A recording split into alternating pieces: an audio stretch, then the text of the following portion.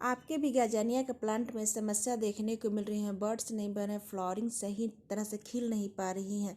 तो दोस्तों एक बार फ्लावरिंग होने के बाद इस तरह की समस्या है तो सर ये जो हमारा फर्टिलाइज़र है दोस्तों बहुत ही बेस्ट है, जो आपके रुके हुए प्लांटों को ग्रोथ को फिर से बढ़ाएगा और आपके फ्लावरिंग फिर से देने लायक होंगे। तो दोस्तों ये न्यूट्रिएंट्स क्या है, अपने प्लांटों को कब और कैसे दिया जाता है, तो जो आपके गार्डनिया को प्लांट को बहुत ज़्यादा फ्लावरिंग दे सकता है। तो चलिए दोस्तों इस वीडियो में हम ये पूरी जानकारी देते हैं कि गार्डनिया प्लांट में क्या काम करता है।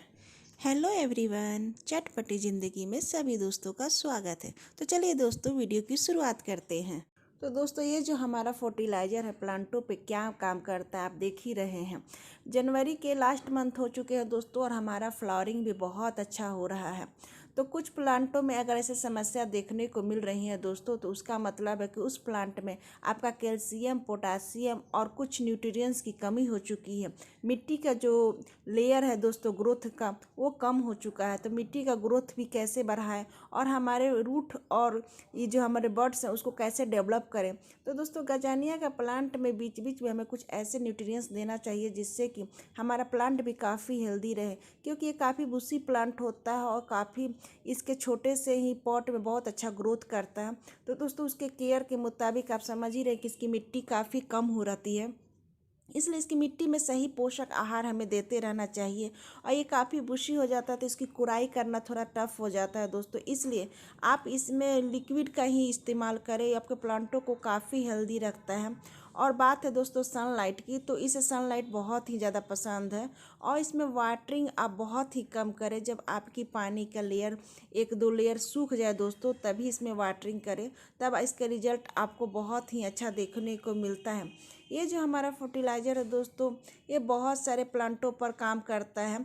जो हमारे विंटर सीजन के फ्लावरिंग प्लांट है उसमें बहुत ही अच्छा काम करता है, क्योंकि ये कम मिट्टी में बहुत अच्छे ग्रोथ करते हैं। इसके लिए हमें छोटे से छोटे हैंगिंग बास्केट या पॉट का यूज कर सकते हैं। ये जो हमारा देख रहे हैं प्लांट एक बार फ्लावरिंग देख चुका है और उसकी ग्रोथ रुक चुकी है दोस्तों, तो इसमें हमारी न्यूट्रिएंट्स की कमी हो चुकी है। तो इस न्यूट्रिएंट्स की कमी करने के लिए कुछ हम ऐसे फर्टिलाइज़र का यूज करते हैं अपने प्लांटों में, तो दोस्तों उसका रिजल्ट हमें 10 से 15 दिन में देखने को मिल जाता है।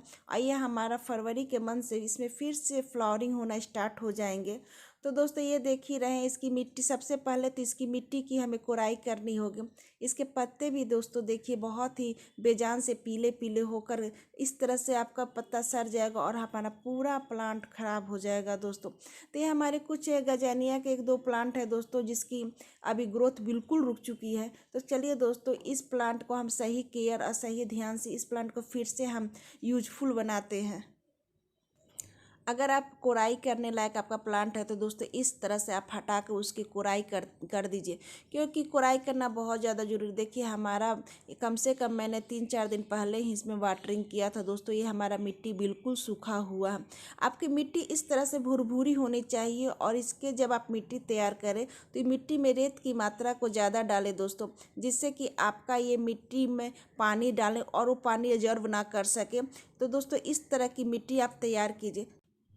इसके बाद जो ये लिक्विड है दोस्तों हमारे प्लांटों के लिए बहुत ज़्यादा फ़ायदा करता है। ये देखिए संतरे का छिलका है, संतरे का छिलका जो सीजन मिलता है दोस्तों तो हमें सुखा के रख लेना चाहिए, नहीं तो अगर अभी आपके पास ताज़ा छिलके हैं तो उसे भी कम से कम 24 घंटे के लिए आप रात भर इस तरह से छोड़ दें।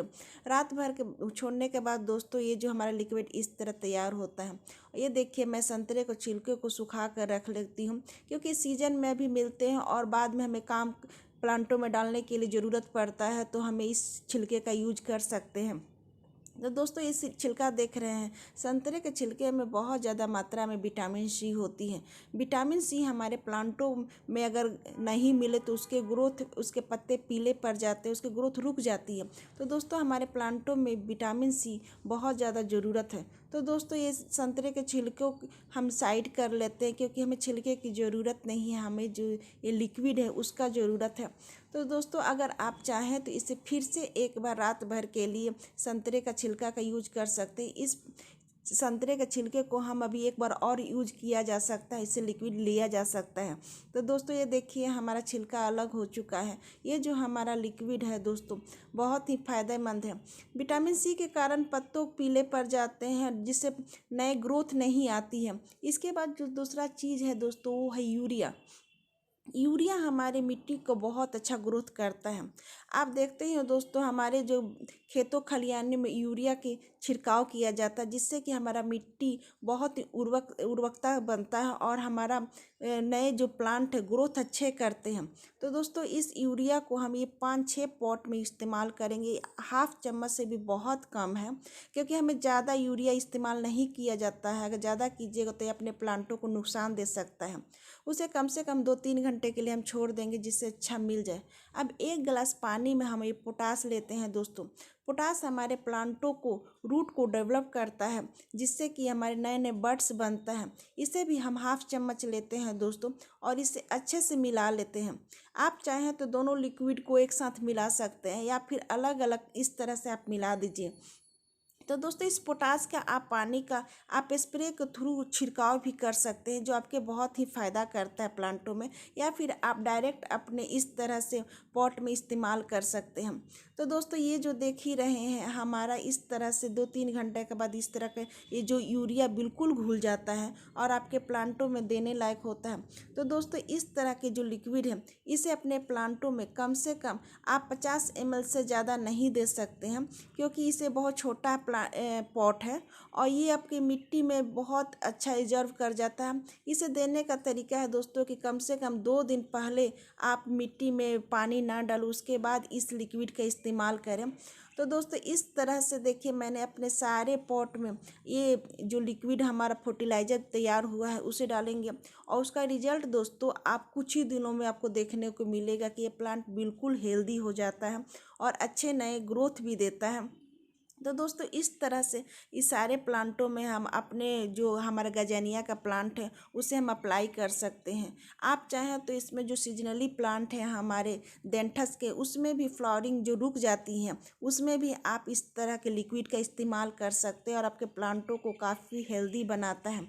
उसके बाद दोस्तों ये जो पोटास का पानी है उसे आधा कप से भी हमें कम देना रहता है दोस्तों, और इसे हम बिल्कुल अच्छी तरह से देंगे, जिससे कि हमें 2 दिन तक फिर इसमें वाटरिंग नहीं करेंगे। तो दोस्तों इस तरह से आप इस फर्टिलाइज़र का यूज कीजिए और बहुत जल्दी आपके प्लांटों में नए ग्रोथ होंगे और आपके बड्स बनेगा। फिर से फरवरी के मंथ से जो फ्लावरिंग स्टार्ट करेगा ये दोस्तों आपका मई जून तक फ्लावरिंग इसमें बहुत अच्छे बने रहेंगे। तो दोस्तों इस तरह से अपने गजनिया का प्लांट का केयर कीजिए। तो दोस्तों अगर आप लोग को ये मेरा वीडियो अच्छा लगे तो प्लीज़ मेरे चैनल को सब्सक्राइब कीजिएगा, लाइक कीजिएगा, शेयर